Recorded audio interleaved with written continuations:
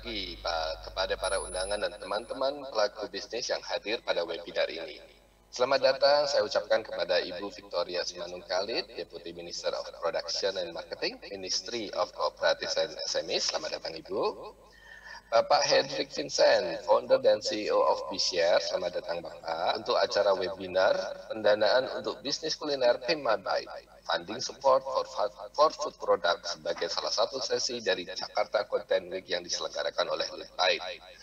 Untuk 60 menit ke depan, kita akan berdiskusi perihal bisnis makanan yang sukses, yang dapat memberi pengusaha makanan berbagai peluang untuk berkembang. Skeptisisme itu wajar dan beberapa orang mungkin akan mengalami perjalanan bisnis yang naik turun dan merupakan bagian yang tidak bisa dihindari untuk berkembang pada industri ini. Dalam sesi ini kita akan mengetahui apa saja pilihan investasi yang tersedia di luar sana untuk bisnis kuliner tentunya. Bagaimana memulai dan menjalin kemitraan yang bermanfaat antara pendiri perusahaan dan investor dan hal-hal yang harus dihindari. Namun, sebelum kita mulai lebih lanjut, saya memohon kepada Ibu Victoria untuk berkenan memberikan sambutan dan juga sekaligus membuka sesi webinar ini. Untuk waktu saya persilahkan Bu Victoria. Terima kasih. Selamat pagi Pak Boni, selamat pagi Pak Vincent, dan selamat pagi semua teman-teman UKM peserta Festival Jajanan Pasar dan khususnya yang hari ini mengikuti webinar. Assalamualaikum warahmatullahi wabarakatuh. Kita ketahui bersama Bapak Ibu semuanya bahwa kuliner merupakan salah satu subsektor kreatif yang sebagian besar pelakunya adalah usaha mikro, kecil dan menengah di Indonesia.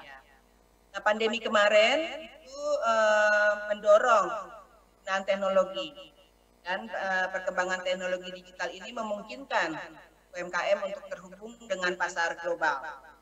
Pandemi kemarin menghambat kita untuk bisa pertemuan fisik, makan secara bersama, tapi bagi UKM kuliner ada jalan keluar. Digitalisasi merupakan jalan keluar bagi UKM.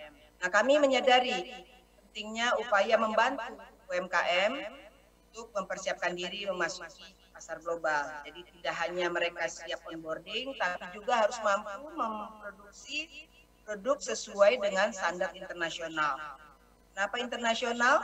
Karena kita berharap produk kuliner, makanan yang diproduksi oleh UKM itu dikonsumsi oleh semua lapisan masyarakat, mulai dari masyarakat lokal, nasional maupun global.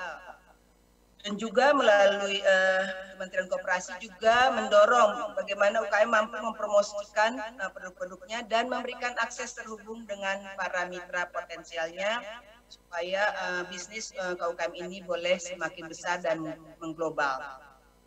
Kata-kata global ini akan selalu saya ucapkan untuk menjadi motivasi dan impian para UKM di bidang di sektor kuliner. Jadi kita jangan berpikir bahwa kuliner kita hanya cocoknya di daerah kita masing-masing. Masyarakat global sudah sangat berani mencoba berbagai taste makanan internasional, dan untuk itu UKM Indonesia harus mampu menjual produk-produk yang dibutuhkan oleh masyarakat akan kuliner. Karena itu kami menyambut baik penyelenggaraan Jakarta Content Week JACTEN 2020 dan berkolaborasi dengan menyelenggarakan Festival Jajanan Pasar dalam rangkaian JACTEN 2020. Hal ini merupakan salah satu bentuk dukungan kami untuk pelaku UMKM di bidang kuliner, dan sejalan memang dengan program Kementerian Koperasi dan UKM untuk membranding produk UKM termasuk produk lokal dan meningkatkan standarisasi street food atau kuliner di jalanan dan kuliner lokal yang terhubung dengan sektor kreatif. Dan dukungan kami ini juga dalam rangka glorifikasi Bangga Buatan Indonesia. Kita berharap melalui event-event seperti ini semakin banyak masyarakat tahu bahwa produk UKM Indonesia itu berkualitas, siap dikonsumsi, aman dan sehat. Nah, supaya bangsa Indonesia bangga buatan Indonesia, tidak hanya tergantung dengan makanan-makanan impor. Ini penting. Nah, jadi event-event seperti ini sangat penting untuk mengangkat brand-brand lokal supaya mampu menembus pasar global.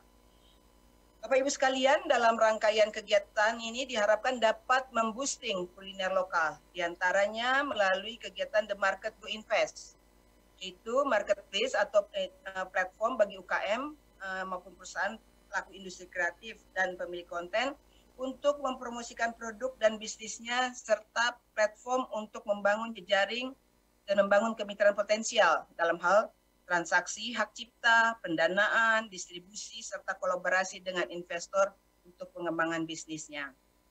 Kedua, kegiatan-kegiatan webinar dan talk show secara virtual, karena memang saat ini pandemi, kita tidak bisa lagi pertemuan secara fisik.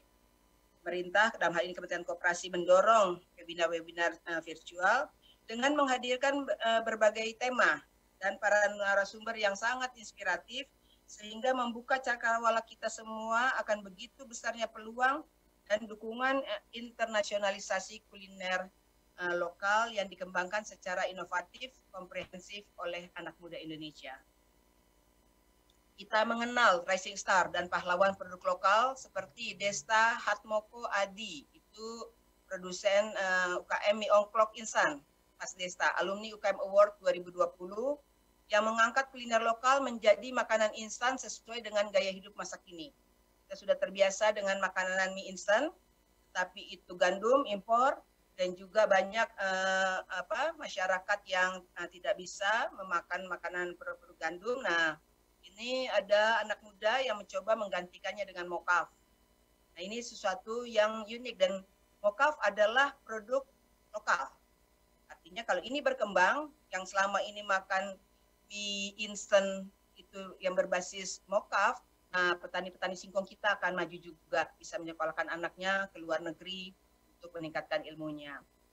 Dan juga ada finalis Anugerah Bangga Buatan Indonesia seperti Riza Azumarida Asra, founder Rumah Mokaf Indonesia, yang meningkatkan nilai tambah singkong juga nih, menciptakan diversifikasi kuliner lokal sehat. Ada juga Ade Suryanto, Direktur K7 Indonesia, dengan rendang ready to eat, dan telah dipercaya importir untuk memenuhi kebutuhan jemaah haji dan umroh.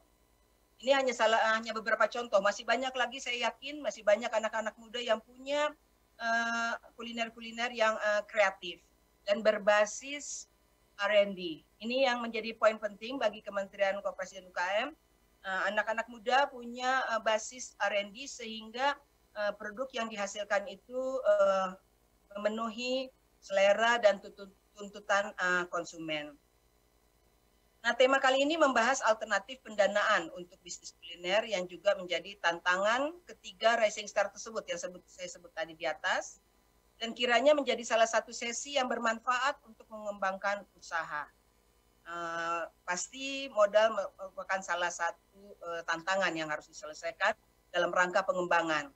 Kalau hanya sekedar warung, saya yakin anak-anak muda kita mampulah. Tapi bagaimana ini mengembangkan menjadi bisnis kuliner yang profesional, diperlukan pembiayaan yang lebih besar. Karena pendanaan dan kemitraan merupakan salah satu komponen penting dalam meningkatkan skala usaha masing-masing UKM. Terima kasih untuk Bapak Hendrik Vincent dari BizShare, platform investasi bisnis UKM pertama di Indonesia dengan sistem equity crowdfunding yang sudah memiliki izin dari Otoritas Jasa Keuangan. Dan Bapak Boni Susilo dari Ultra Indonesia, The First Indonesian Food Incubator, adalah solusi satu pintu untuk para UKM kuliner lokal Indonesia melalui program Ultra Online Education, Ultra Kreatif, Ultra Partnership, dan Ultra Digital. Nah, sebetulnya kami ingin tambahkan bahwa Kementerian Koperasi juga punya alternatif pembiayaan khusus untuk koperasi. Nah, ini kalau anak-anak muda bisa berkoperasi, itu bisa mengakses pembiayaan dari LPDB dengan tingkat bunga yang bersaing. Nah, ini kami mengajak teman-teman anak muda, ayo kita buat koperasi modern, koperasi dengan bisnis kekinian, koperasi dengan digitalisasi. Dan dengan melalui koperasi, kekuatan itu posisi efisiensi cost bisa tercapai, posisi tawar kita juga akan semakin kuat. Nah,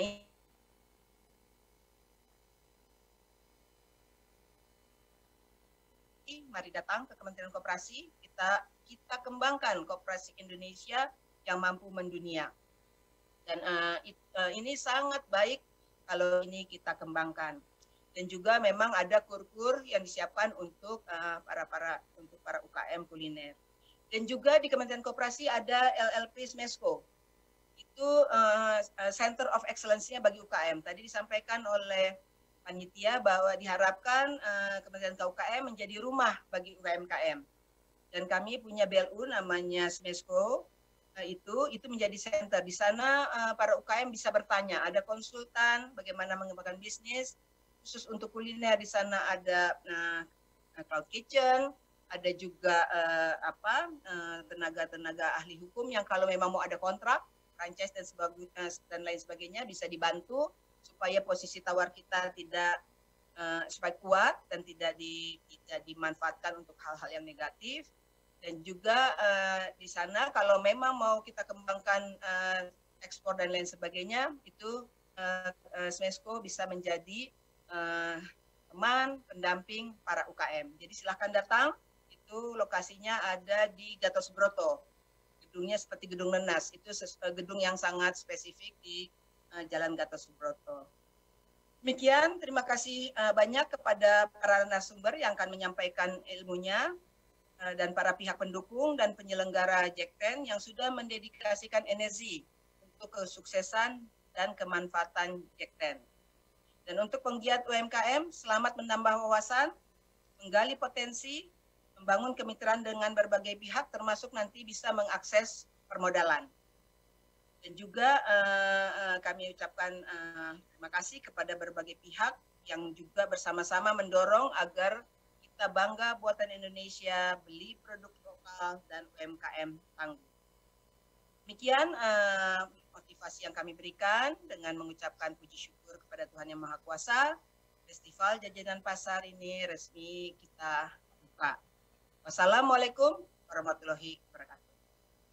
Terima kasih Ibu Victoria atas waktu dan sambutan yang diberikan dan membuka sesi webinar ini. Baik, sebelum kita masuk kepada konten berikutnya, mari kita akan coba saksikan beberapa video apa yang sudah terjadi selama ini di luar sana agar teman-teman penggiat UKM tahu lebih lanjut tentang Food Startup Indonesia, tentang B-Share, dan nanti bisa berbicara lebih lanjut mengenai kolaborasi yang ada.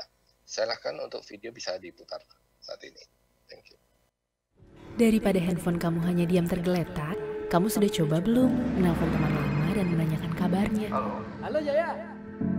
Pernah nggak bantu posting dagangan baru teman kamu? Karena semakin banyak yang tahu, semakin terbuka jalan bagi usahanya.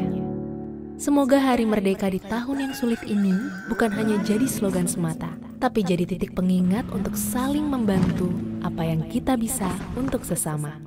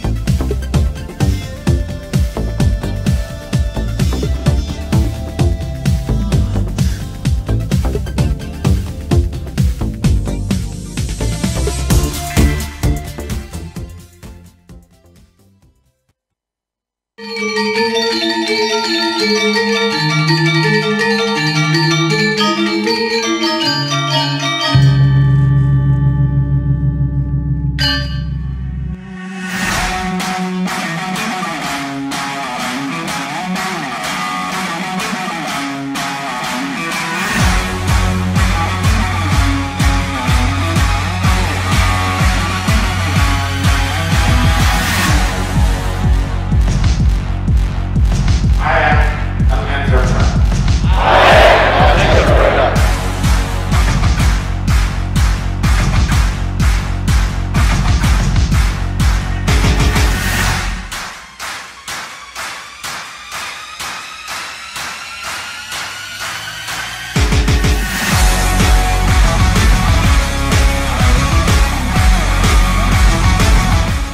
have 4 unique selling points.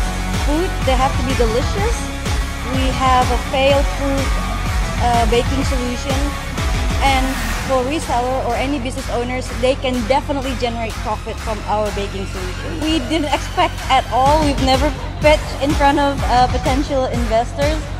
It's nerve-wracking, but we just didn't know that the opportunities are immense. I recommend any food startups to join this event next year. Food Startup Indonesia itu ajang yang sangat keren banget karena dari sini kita banyak mengenal mentor-mentor keren, dapat ilmu baru, dapat teman-teman baru, relasi, dan juga kita dapat koneksi yang lebih keren-keren lagi.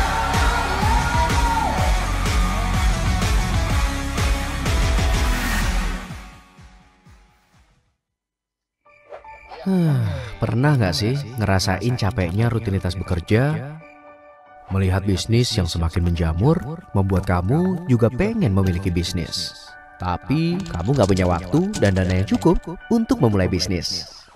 Eits, tenang, kamu nggak sendiri. Ada banyak orang yang sama seperti kamu. Oleh karena itu, BeShare hadir untuk membantu kamu dan orang-orang yang sama seperti kamu di luar sana.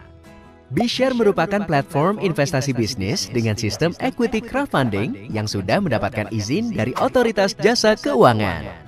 Kami akan membantu kamu untuk memiliki bisnis secara patungan bersama teman-teman investor lainnya dengan modal minimal 5 juta per lembar saham. Dan kami akan menjadi penghubung antara investor dengan pengelola bisnis. Kenapa harus melalui BeShare? Kamu akan memiliki legalitas kepemilikan bisnis dalam bentuk PT. Kamu juga akan mendapatkan laporan keuangan setiap bulannya, serta pembagian profit sesuai persentase kepemilikan saham melalui saldo BeShare. Kami selalu percaya bahwa segala sesuatu yang dilakukan secara bersama-sama akan terasa lebih mudah. Jadi, masih ada alasan menunda untuk memulai bisnis saat ini. BeShare, investing business together.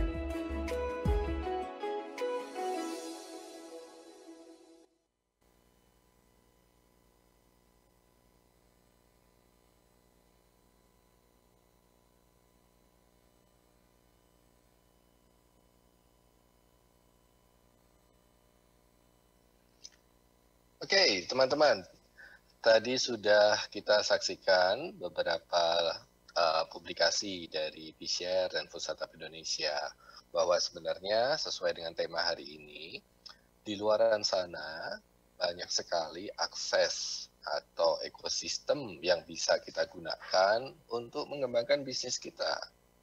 Beberapa platform, business matching, investment forum, bahkan platform funding seperti crowdfunding yang dimiliki oleh BeShare di sini sangat bisa mempercepat, mengakselerasi bisnis kita. Nah, mungkin saya akan coba bicara sedikit, memperkenalkan apa itu Food Startup Indonesia, dan habis itu nanti bisa disambung oleh Pak Vincent untuk memperkenalkan about BeShare terlebih sebagai crowdfunding investment di situ. Dan kebetulan Pak Vincent kemarin sempat hadir di acara Food Startup Indonesia 2020 yang kita selenggarakan di Bali, di mana kita mengkurasi sekitar 100 pelaku bisnis kuliner yang kita lakukan mentoring selama 3 hari. Kita menganalisa bisnis mereka, kita melihat bagaimana performa bisnis mereka selama ini, bagaimana perjalanan bisnis secara revenue, traction, progress produk, dan terutama paling penting adalah bagaimana kita melihat pelaku yang membawai bisnis tersebut. Nah, Pak Vincent juga pasti bisa memberikan bagaimana pengalaman yang dia alami pada saat datang di acara Food Startup Indonesia. Yang terlebih dahulu yang harus saya sampaikan bahwa selama 5 tahun kami melakukan acara ini, menyelenggarakan platform ini, kami melihat potensi pelaku-pelaku bisnis kuliner ini tidak pernah berhenti berkembang. Selalu ada produk yang luar biasa potensinya yang kita lihat, yang menggunakan bahan baku lokal, mengangkat local wisdom yang ada, dan mempunyai track record yang sangat-sangat berpotensi untuk berkembang hingga masyarakat ke pasar global di sini. Nah, Food Startup Indonesia selalu mengajak, ini adalah platform yang netral, yang mengajak semua pihak, semua ekosistem, dari akses pemasaran, dari akses funding, maupun akses government, untuk selalu berkolaborasi dengan tujuan sama, melakukan pengembangan kapasitas pelaku atau UMKM Indonesia khususnya di bidang pangan di sini. Oke, Pak Henry, bisa diceritakan sedikit Pak soal B-Share sebagai crowdfunding investment, Pak.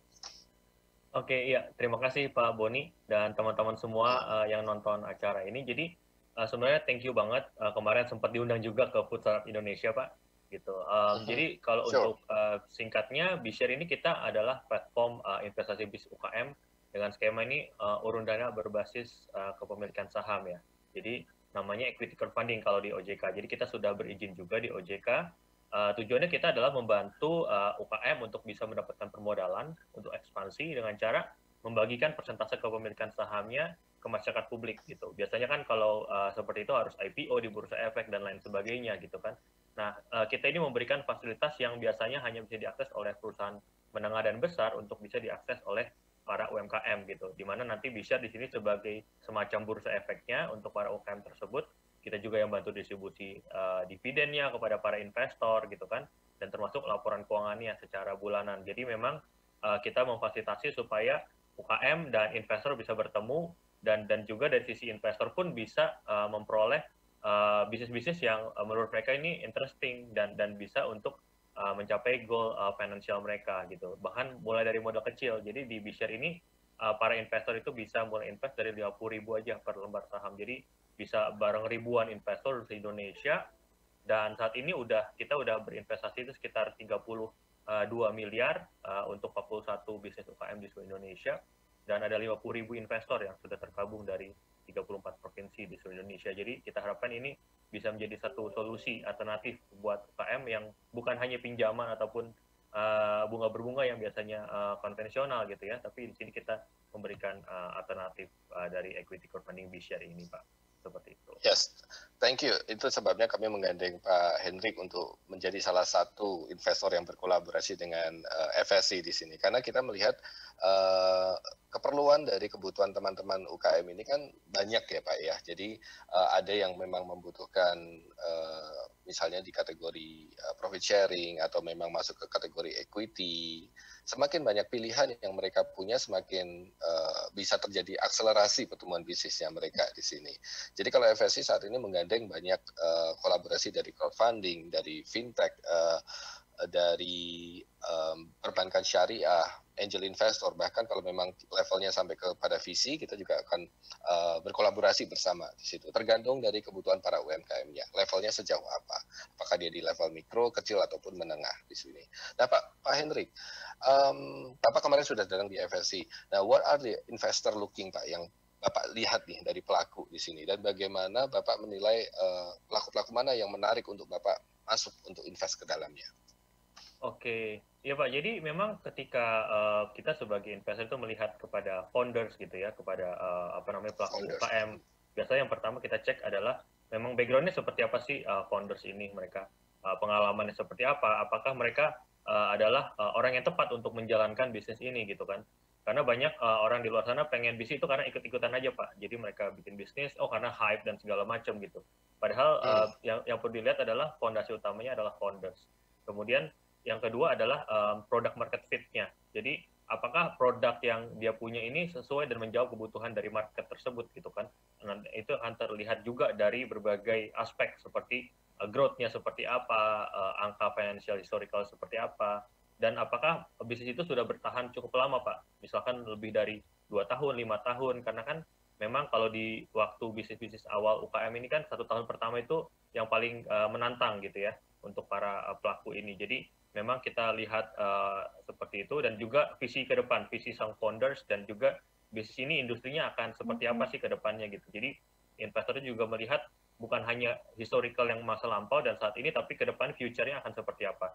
Nah itu yang akan membuat mereka willing untuk saya pengen invest dengan harapan bisa grow dan berkembang bersama dengan para bisnis UKM tersebut Pak, seperti itu. Oke, great. Tadi Pak Vincent bilang melihat dari potensi atau future trends-nya seperti apa nih, terutama di dalam bisnis makanan Pak Vincent. Sebelum saya juga ingin memberikan sedikit ilustrasi what's going to happen in the next futures, Bapak sendiri dari sisi investor melihat dari bisnis food ini ke depannya trennya, Bapak sudah melihat nggak indikasinya arahnya kemana, terutama di 2021 nih? Oke, ya Pak. Jadi sebenarnya dulu memang kita ada, kalau saya bicara ada namanya pre-COVID sama post-COVID ya. Di situ ada perubahan yang sangat besar dari industri food industry kalau saya melihat bahwa di mana biasanya mereka itu biasanya UKM food itu dia doing business as usual dengan melayani konsumen gitu kan. Sekarang itu dipaksa untuk digitalisasi dengan inovasi-inovasi supaya bisa adapt untuk perubahan-perubahan yang ada saat ini gitu. Contohnya misalkan food trend saat ini tuh kalau saya melihatnya mereka berarah ke online. Jadi online itu lebih kemana mereka wajib masuk kayak ke online delivery dengan food delivery-nya, kemudian juga banyak yang udah berinovasi ke arah ready to eat atau ready to cook untuk mereka bisa take away dari customer-nya. Dan bahkan ada portfolio kita juga mereka ada versinya makan di mobil, drive thru dan segala macam. Nah itu mungkin adaptasi yang biasanya untuk sebelum COVID itu nggak kepikiran untuk para pelaku UKM untuk adjust ke arah sana. Bahkan mereka jual bumbunya Pak, ada yang jual bumbunya di e-commerce gitu. Jadi bukan hanya produknya sekarang, bumbunya juga bisa dibeli. Nah itu satu inovasi yang muncul karena adanya situasi seperti ini, dan bukan malah sebagai penghambat tapi sebagai trigger untuk kita bisa terus berkembang dari sisi pelaku bisnis Pak. Seperti itu. Agree. Memang COVID ini sebenarnya hanya mempercepat apa yang seharusnya akan terjadi, bukan merubah sebenarnya. Nah, adaptasi dilakukan dengan sangat cepatnya untuk kepada para pelaku. Nah, bagusnya para UMKM ini mereka sangat agile, sangat cepat, tangguh ya. Menurut saya sih para UMKM ini sangat tangguh untuk melihat kondisi yang ada dan langsung beradaptasi di situ. Bahkan kami melihat banyak para pelaku yang malah bertumbuh pada saat pandemi terjadi di situ. Banyak pertumbuhan bisnis yang mereka bisa tangkap dengan baik. Mereka merasakan keuntungan yang mereka dapat di situ. Dan jujur memang sisi founder sangat-sangat menjadi faktor utama dalam investasi ya Pak ya di situ. Ketangguhan founder, adaptasi dan visi misi ke depannya di situ. Nah, melengkapi dengan future food trends, kita juga ingin memberikan sedikit sharing bahwa apa yang akan terjadi di 2021 dan ke depannya, kita akan melihat frozen food akan semakin diminati karena kita masih belum tahu nih pandemi ini akan selesai kapan, vaksin akan berhasil atau tidak, tapi nggak ada salahnya kita berjaga-jaga karena publik sudah merasakan dengan terjadinya pandemi, ternyata mereka bisa memilah mana yang mereka harus persiapkan di rumah dan mereka akan belajar dari pengalaman ini. So, makanan yang siap saji atau siap untuk diproses berupa frozen food akan menjadi salah satu tren yang ada di 2021 dan ke depan. Kemudian semua makanan yang berbasis meningkatkan imunitas tubuh. Ini akan sangat dicari. Bisa berupa minuman, bisa berupa makanan, terutama berbahan baku rempah ya. Nah, ini sangat penting untuk diperhatikan. Jadi kalau teman-teman sudah pada kategori ini, tinggal dikembangkan lagi bisnis modelnya, akses pemasaran, sales channelnya. Tadi Pak Hendrik sempat bilang online mau nggak mau harus jadi mandatory ya, mau nggak mau jadi harus keharusan di situ ya, itu harus segera dilakukan.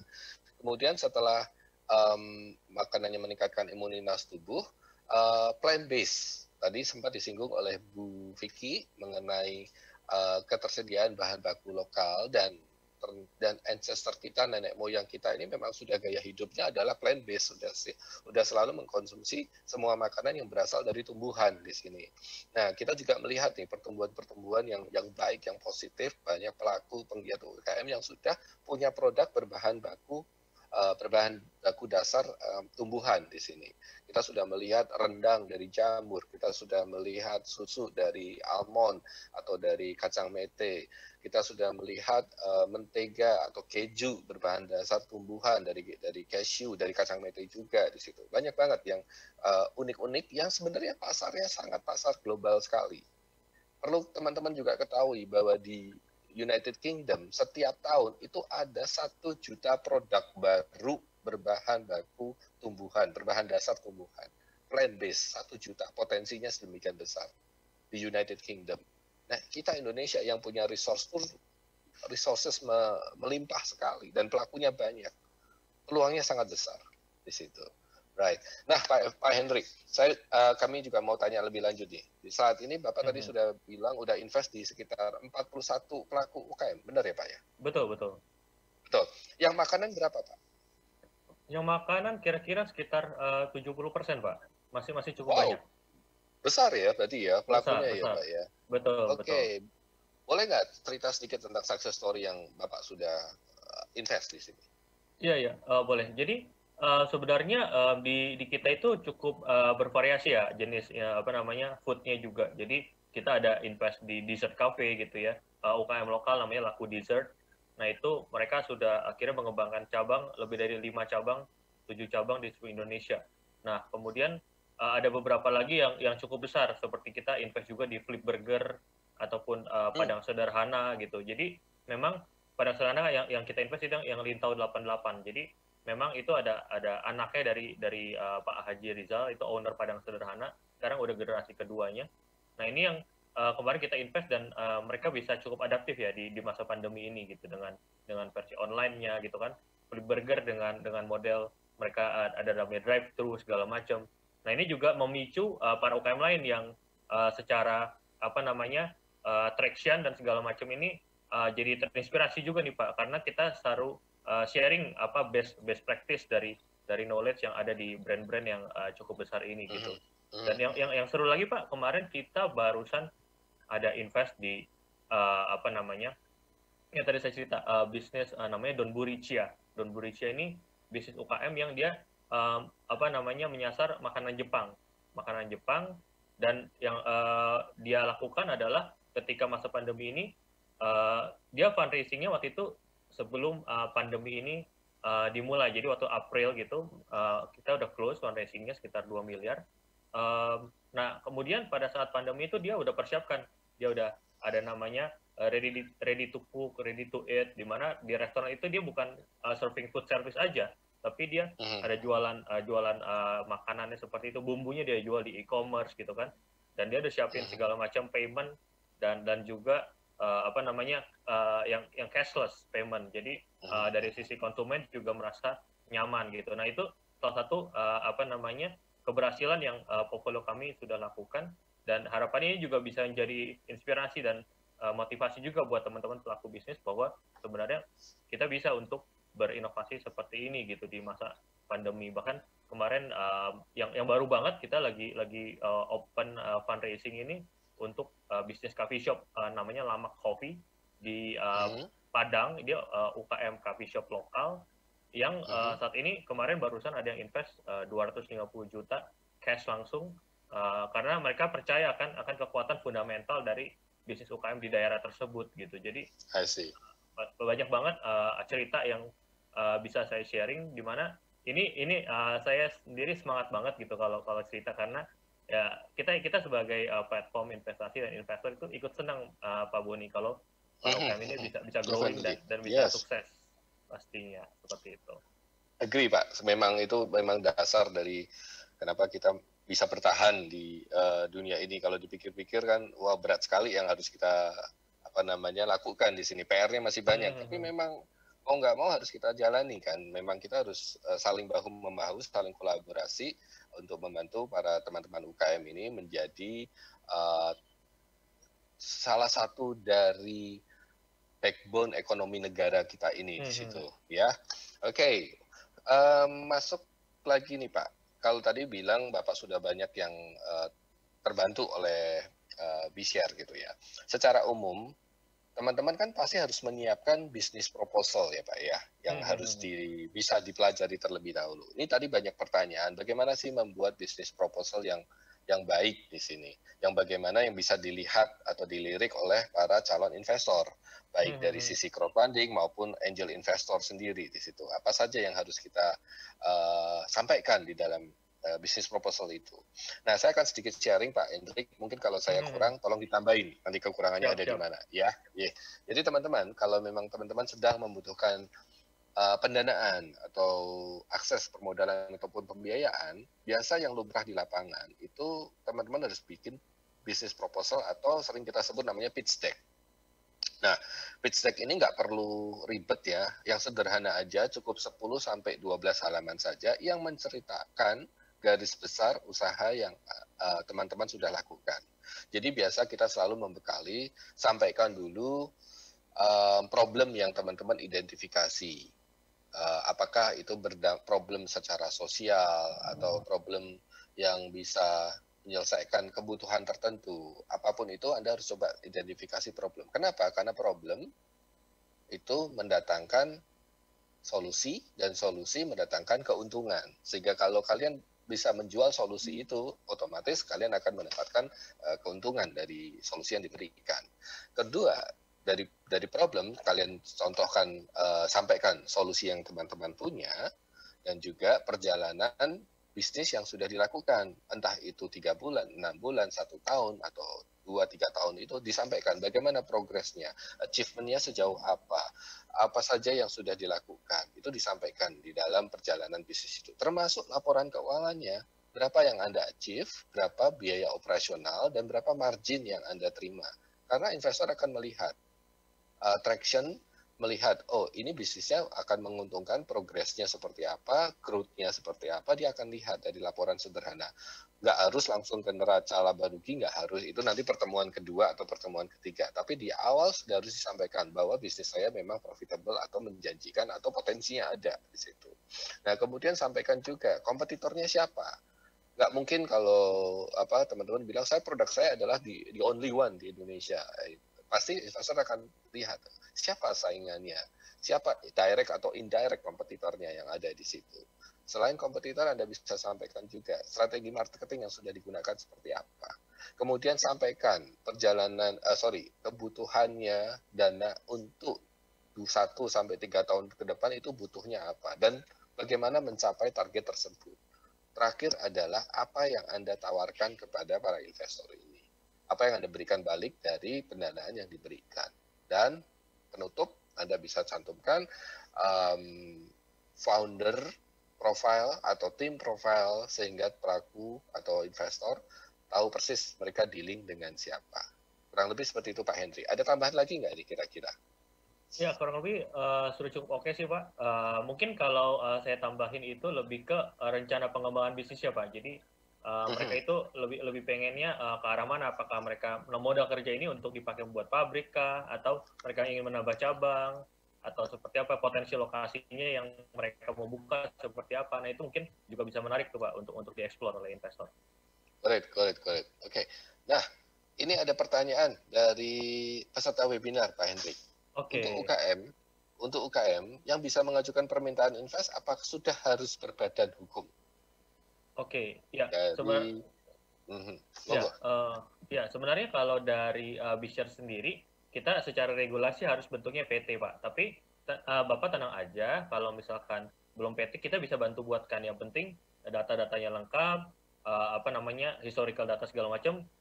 Untuk badan hukumnya kita bisa bantu siapkan karena kita dari notaris rekanan juga, yang tentunya harganya lebih oke gitu buat para pelaku Pak. Ya, jadi pada dasarnya investor biasanya melihat dari bentuk bisnisnya dulu sih, bisnis model sih, karena badan hukum itu bisa bukan menyusul ya, memang harus dilakukan, tapi bukan menjadi syarat utama ketika maju pitching di situ. Jadi sampaikan saja, memang saya masih CFP Pak, atau saya masih perorangan Pak, tapi ketika nanti terjadi saya siap untuk masuk ke badan hukum, karena nanti safety net-nya investor harus melalui akte pendirian perusahaan itu atas kepemilikan atau investasi yang terjadi. Begitu ya Mas Ade atau Mbak Ade Safitri di sini. Monggo, kalau ada pertanyaan lagi silakan disampaikan di chat forum, nanti akan disampaikan kepada kita di situ. Baik, sambil menunggu pertanyaan-pertanyaan berikutnya, Pak Hendrik, dari BShare sendiri jadi kan Bapak akan mempertemukan ya sebagai platform nih antara funding dengan si pelaku. Apakah ada semacam effort yang dilakukan oleh BShare lebih lanjut agar investmentnya ini terjaga dengan baik kepada si para penerima investment ini? Iya, sebenarnya kita setelah invest juga kita nggak lepas begitu aja Pak. Jadi biasanya kita ada tim khusus dedicated namanya business support, di mana kita akan mendampingi para pelaku UMKM tersebut untuk bagaimana peningkatan operasionalnya supaya operational excellence, kemudian bagaimana pemasarannya. Nah, enaknya kalau di kita adalah karena investor banyak, jadi banyak yang promosin Pak. Jadi misalkan yang invest di bisnis tersebut itu bisa 200 orang gitu ya misalkan. Nah itu mereka bisa mempromosikan bisnisnya tersebut ke sosial media mereka dan untuk ajak teman-temannya makan dan lain sebagainya. Nah ini tentunya kreatif marketing yang kita infokan juga ke para pelaku gitu supaya bisa dimanfaatkan dengan baik gitu. Dan di sisi lain kita juga ada yang tadi saya cerita bahwa kita selalu melihat kesuksesan di salah satu portfolio kita dan kita sharing ke portfolio kita yang lain supaya mereka bisa terapkan juga, perusahaan ini sudah berhasil nih seperti ini, kalian juga bisa manfaatkan seperti ini untuk digitalisasinya seperti yang tadi saya cerita. Kemudian bagaimana bisa kita membukakan jalan lah untuk networking secara B2B maupun B2C-nya juga untuk para pelaku tersebut. Seperti itu. Correct. Baik. Pak Hendrik, kita tahu bahwa jumlah UMKM makanan yang kuliner itu kalau nggak salah data BPS bilang tahun 2015 itu di angka 5,6 juta pelaku, Pak. 5.6 million, Pak. Kita not even 1% nih saat ini. Kita membantu nggak nyampe 1% sini. Ya, perjalanan kita masih sangat-sangat panjang di sini ya, bisa dibilang seperti itu. Tapi bagaimana nih Pak? Apakah Bapak punya semacam advice kepada para teman-teman ini agar mereka harus siapkan terlebih dahulu apa nih langkah-langkah yang harus dipastikan agar proses investasi untuk scaling up ini jauh lebih mudah dilakukan ketika mereka butuh investasi itu? Oke. Ya, kalau dari kami biasanya selalu sarankan kepada para pelaku UMKM ini, sejak awal itu sudah yang pertama harus memelihara pembukuan.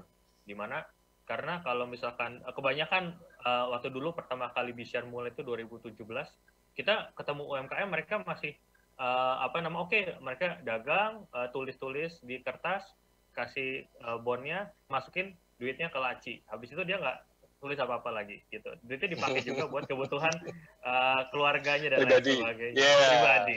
Nah itu membuat investor itu menjadi reluctant ketika mereka mau masuk gitu kan, karena sistemnya belum rapi. Jadi kalau buat para pelaku UMKM itu saran kami yang pertama pasti selalu dipisahkan antara kebutuhan pribadi dengan perusahaan gitu. Jadi biasanya kita sarankan kalau pelaku bisnis ya kalau mereka mau ambil gaji itu juga boleh gitu kan.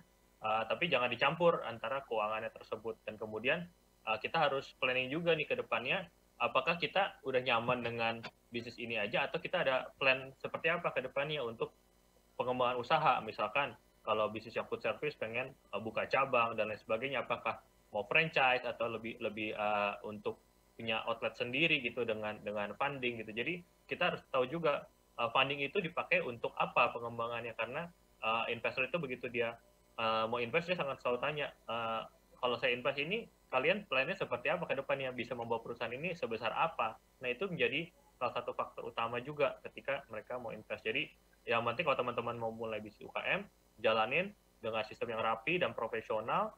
Setelah 1 tahun 2 tahun menunjukkan growth traction yang baik, pasti investor juga akan tertarik untuk masuk ke perusahaan teman-teman. Oke, satu pertanyaan lagi dari saya Pak. Mungkin mewakili teman-teman juga. Bagaimana kita menilai permintaan kebutuhan dana yang kita punya dengan apa yang akan kita berikan secara presentasi equity, misalnya khususnya ke dalam B-share. Saya butuh 1M Pak. Saya itu harus ngasih berapa kepada funder saya di situ secara equity. Bagaimana cara menghitung secara sederhana? Oke. Ya biasanya investor itu melihatnya kalau di terutama bisnis food gitu ya atau UKM gitu ya, mereka kan berharap selain dari growth perusahaannya, mereka juga berharap dari dividen ataupun balik modal atau payback periodnya gitu. Nah itu juga menjadi patokan juga. Jadi begitu kita mau sharing ke investor, kita harus ada namanya financial projection.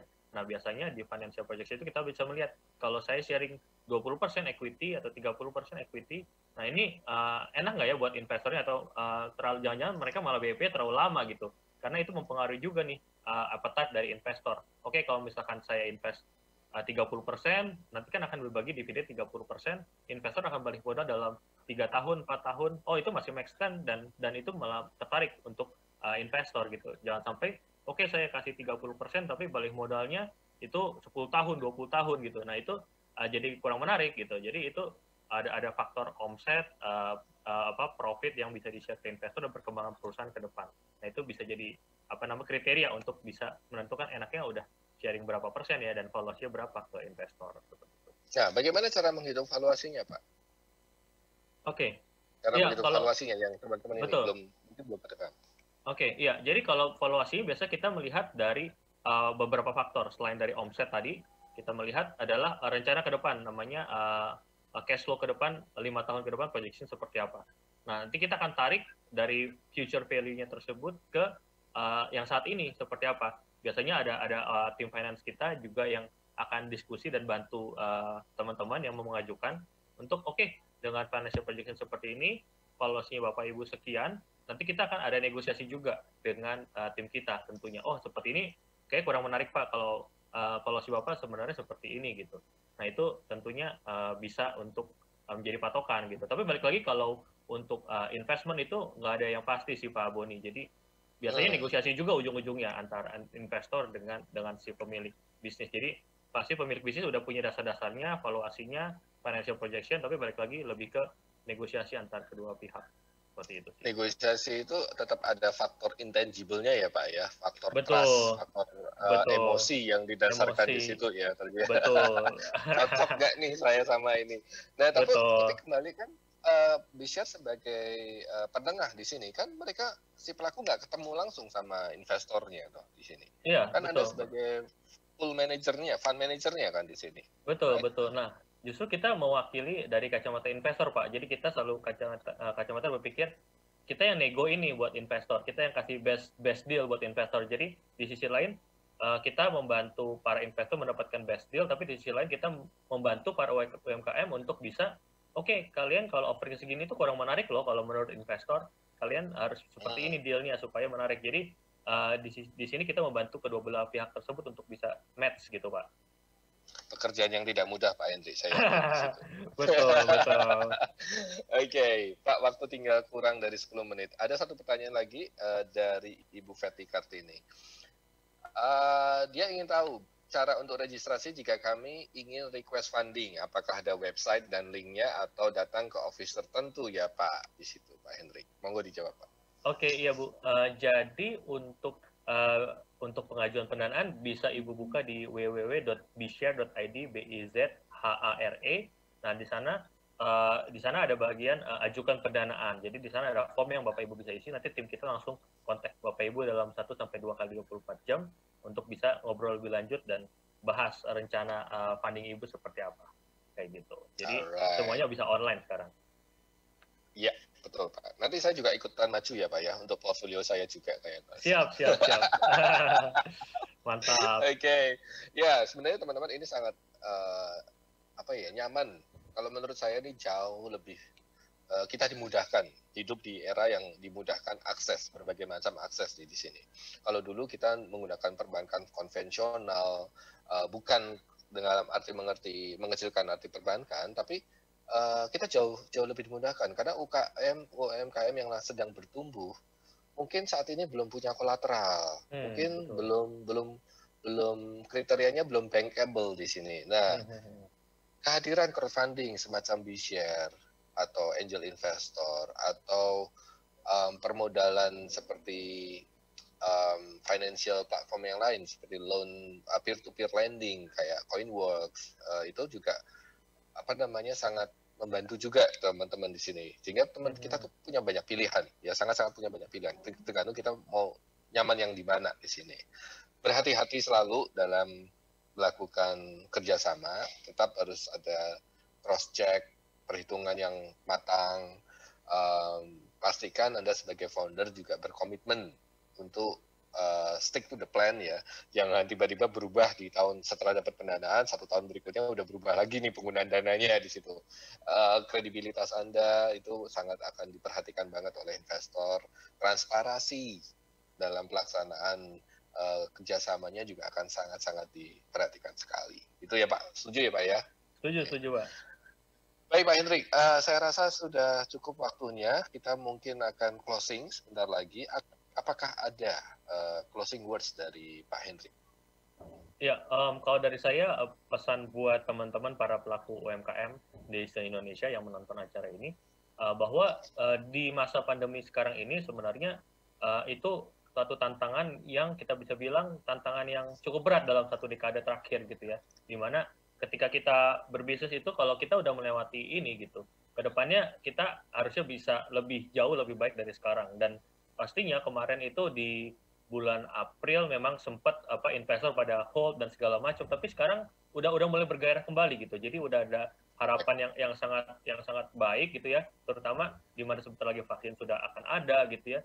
Kita sebagai pelaku UMKM harus tetap fokus kepada serving the best for our customers. Dan setelah itu udah ada traction historical dan sudah melewati pandemi ini, pasti investor lebih yakin lagi nih, wah pandemi aja udah lewat, apalagi ke depannya bisa lebih growing lagi. Nah itu jadi motivasi buat teman-teman, dan jangan takut bahwa semua pendanaan itu selalu ada jalannya, seperti di B-Share misalkan atau tempat lain, teman-teman bisa akses, dan sekarang bisa lebih mudah seperti tadi kata Pak Boni, sekarang semua orang bisa ikutan dan berkembang bersama-sama lah, nggak harus yang besar-besar aja kayak gitu. Correct. Setuju Pak. Eranya adalah era kolaborasi, akses pendanaan sangat mudah, akses pemasaran sudah jauh lebih mudah. Yang paling penting adalah teman-teman mempersiapkan bisnisnya dengan baik, menjalankannya dengan baik, traction-nya, perjalanan bisnisnya, revenue growth-nya sangat diperhatikan, dijaga ya. Fokus kepada perjalanan bisnis, karena dengan catatan keuangan yang rapi juga ya, jangan lupa itu akan sangat mendukung akselerasi di kemudian hari.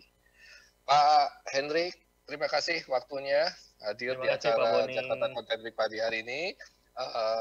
Ibu Victoria, terima kasih juga berkenan untuk hadir dari Kementerian Koperasi dan UMKM. Terima kasih kepada teman-teman Jakarta Content Week atas mengundang kami sebagai narasumber pada sesi hari ini. Terima kasih kepada teman-teman semuanya. Tetap stay safe, tetap berkarya, jangan patah semangat. Kita pasti bisa melewati semua ini dengan baik. Terima kasih teman-teman. Sampai jumpa pada kesempatan yang akan datang. Terima kasih. Semangat.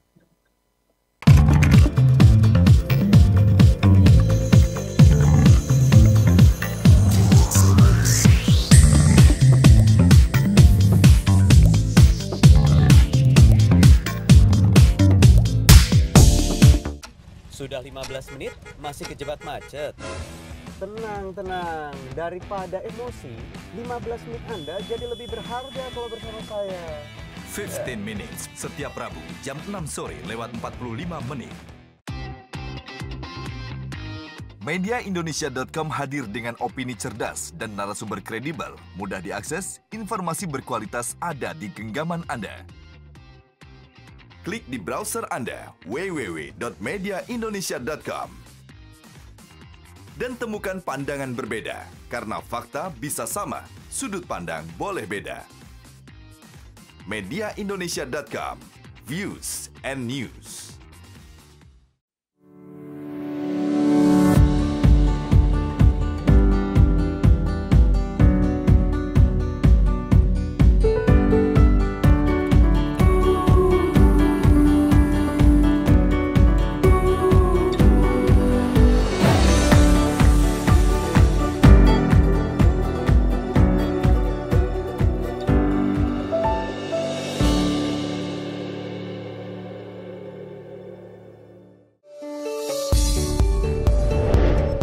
Dalam setiap denyut kota, saya selalu menjadi saksinya.